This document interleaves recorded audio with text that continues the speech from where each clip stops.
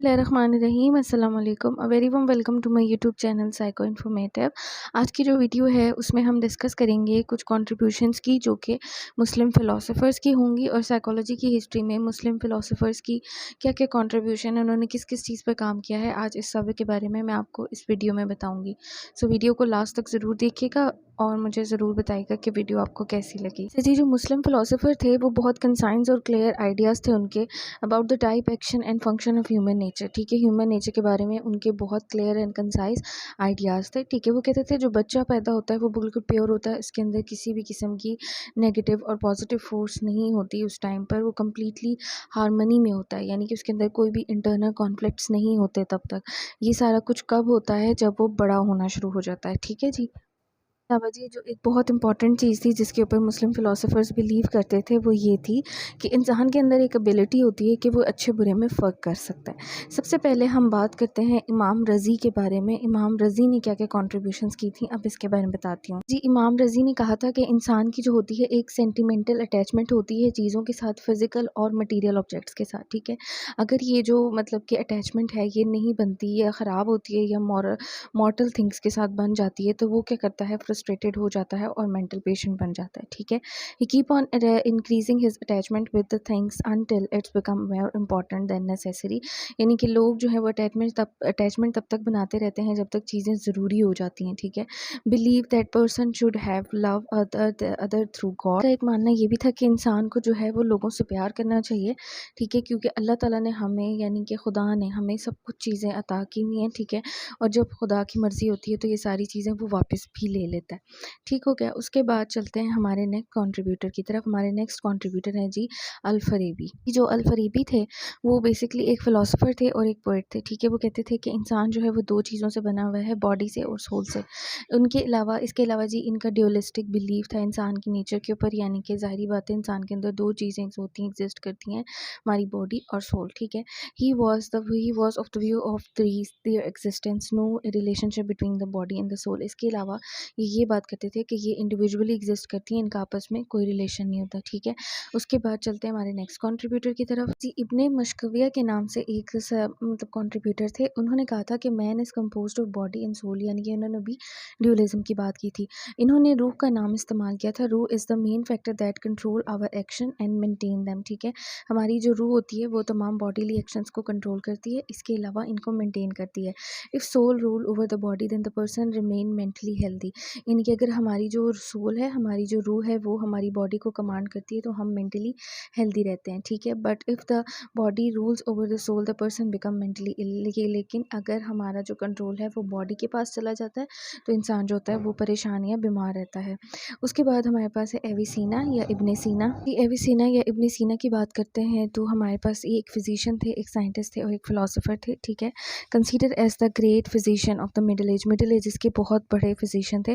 Give importance to the sentiments of the individual, यानी कि इन्होंने सेंटिमेंट्स की बात की जी। इन्होंने कहा था कि मतलब ये इंपॉर्टेंस इस बात को भी देते थे कि when man is away from the god love he is also away from man's love. यानी कि अगर इंसान खुदा से प्यार नहीं करता तो वो इंसानों से भी प्यार नहीं करता। ठीक है, give the systematic account of kinds of mind and it's faculties. इन्होंने बेसिकली माइंड की टाइप्स के ऊपर काम किया था और इसकी जो हमारी मेंटल फैकल्टीज़ होती हैं उनके ऊपर भी काम किया था। अच्छा जी, इसके अलावा इन्होंने जो है वो माइंड की 3 काइंड्स बताई थी। ठीक है, सबसे पहले वेजिटेबल माइंड, फिर एनिमल माइंड और ह्यूमन माइंड। ठीक है, ये 3 इन्होंने काइंड्स बताई थी हमारे जो ह्यूमन फैकल्टीज़ होती हैं और हमारे ह्यूमन माइंड के बारे में। ठीक हो गया जी, उसके बाद चलते हैं हमारे नेक्स्ट कंट्रीब्यूटर की तरफ। हमारे नेक्स्ट कंट्रीब्यूटर हैं इमाम गज़ाली। हमारे जो कंट्रीब्यूटर हैं इमाम गज़ाली वो बिलीव करते थे the self which is called club is the essence of man. यानी कि कहते थे हमारे अंदर एक ज़ात होती है, एक कल्ब होता है जो हमारी ज़िंदगी का एसेंस है या इंसान का एसेंस होता है। It is the spiritual identity residing in the human body which control the organic and physical function for of an individual. ठीक है, ये एक मतलब कि रूहानी एंटिटी है जो हमारी बॉडी के अंदर होती है, जो कि हमारे डिफरेंट ऑर्गेनिक और फिजिकल जो मतलब की चीज़ें होती हैं, फंक्शंस होते हैं, उनको कंट्रोल करती है। ठीक है, इसके अलावा self is a centre of personality. इन्होंने कहा था कि हमारी जो सेल्फ होती है, ज़ात होती है, वो एक सेंटर होता है हमारी पर्सनैलिटी का। इसके अलावा ये भी कहते थे कि हमारे जितने भी साइकोलॉजिकल फिनोमिना होते हैं वो भी सेल्फ से ओरिजिनेट होते हैं। He classify the behaviour maladjustment into the bodily and spiritual disorder. वो कहते थे कि हमारी जितनी भी मेल एडजस्टमेंट्स होती हैं, यानी कि जहाँ पर हम एडजस्टमेंट नहीं बना सकते, वहाँ पर जो है वो मतलब कि इश्यूज़ आते हैं, हमें बॉडीली इश्यूज़ भी आते हैं और मेंटल इश्यूज़ भी आते हैं। जी, इसके अलावा इनके मुताबिक जो है हमारी सेल्फ के अंदर 6 पावर्स होती हैं, ठीक है। एक एंगर, इम्पल्स, अप्रेंशन, इंटेलेक्ट और एपिटाइट और विल, ठीक है। Anger is the beastly power, ये यानी कि ये हमारे अंदर सबसे ज़्यादा हैवानियत की जो है एक निशानी है, गुस्सा। और इसके बाद इंटेलेक्ट जो है वो एक डिवाइन पावर है, यानी कि अल्लाह ताला की तरफ से एक बहुत ही डिवाइन पावर। इसके अलावा जो एक इम्पॉर्टेंट चीज़ थी वो इनका ट्रीटमेंट मेथड था, जिसको कॉन्ट्राडिक्टरी ट्रीटमेंट कहते थे। Illiteracy is the treated with literacy, यानी कि ये कहते थे कि जो चीज़ होती है उसको उसके उलट के साथ हम ट्रीट कर सकते हैं। जैसे कि जहालत को जो है हम क्या कर सकते हैं, इल्म के साथ ट्रीट कर सकते हैं। ठीक हो गया। अच्छा जी, इसके अलावा जो है ये कहते थे द थेरेपिस्ट वाज नेम्ड व शेख एंड द पेशेंट वो कॉल्ड मुरीद, ठीक है। इन्होंने एक और कॉन्सेप्ट भी दिया था, ये कहते थे कि जो थेरेपिस्ट होता है उसको शेख कहा जाए और जो कि पेशेंट होता है उसको मुरीद कहा जाए, ठीक है। नेक्स्ट हमारे जो कंट्रीब्यूटर हैं उनका नाम है जी इब्ने अरबी, ठीक है।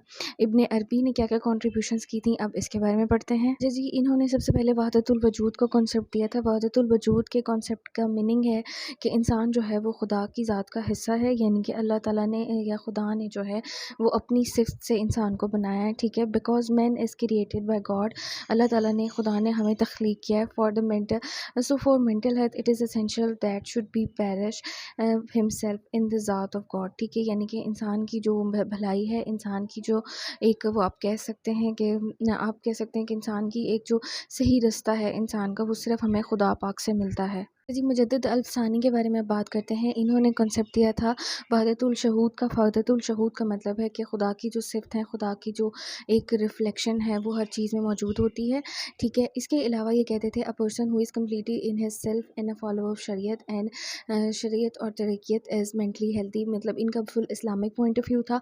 ठीक हो गया। Believe that the God does not finish the individuality of human being and it is not necessary that man should finish his self और एलिगमेटेड इनटू द ज़ात ऑफ गॉड, ठीक है। यानी कि ये कहते थे, ये बिलीव करते थे कि अल्लाह के अलावा हमें कोई भी ख़त्म नहीं कर सकता, ठीक है। अल्लाह ताला ही हैं जो कि हमें ख़त्म कर सकते हैं। और इसके अलावा जो है हम अगर खुदा की ज़ात पाक से जो है वो मिल सकते हैं या ख़त्म हो सकते हैं, तो वो सिर्फ़ ये है कि सिर्फ़ अल्लाह के हाथ में ये चीज़ें हैं, ठीक है। इनके इनका प्योरली बहुत इस्लामिक और स्ट्रॉन्ग इस्लामिक जो था वो कॉन्सेप्ट था एक हमें मतलब साइकोलॉजी को लेकर। अच्छा जी, उसके बाद बात करते हैं शाह वलीउल्लाह के बारे में। अच्छा जी, शाह वलीउल्लाह ने 2 फोर्सेस के बारे में बात की थी। एक हमारे अंदर जो है वो बिहामी होती है और एक अर्रबानी होती है। अर्रबानी यानी कि जिसका ताल्लुक़ खुदा से है, और जो हमारे पास अंदर जो भी एक हैवानियत की या फिर एक शैतानी ताकत है उसको उसको बहीमी कहते थे, ठीक है। बोथ आर कॉन्ट्राडिक्टरी फोर्स, ये बहुत कॉन्ट्राडिक्टेड होती हैं, यानी कि ऑपोजिट होती हैं, ठीक है। ऑलवेज स्ट्रगलिंग, और आपस में स्ट्रगल करती हैं। द स्ट्रगल इस काल तजज़ुब, यानी कि इंसान के अंदर जो भी एक इज़्तिराब या जो बेचैनी होती है वो इनके कॉन्फ्लिक्ट्स की वजह से होती है। कहते थे कि अगर इन 2 फोर्सेस के दरमियान जो कि हमारे अंदर एक बीस्टली है और एक डिवाइन फोर्स है, इन दोनों के दरमियान अगर स्ट्रगल नहीं होता, यानी कि ये काम होती हैं, तो हम इस तरह की हालत में होते हैं, यानी कि हम मेंटली और फिज़िकली स्टेबल होते हैं, ठीक है।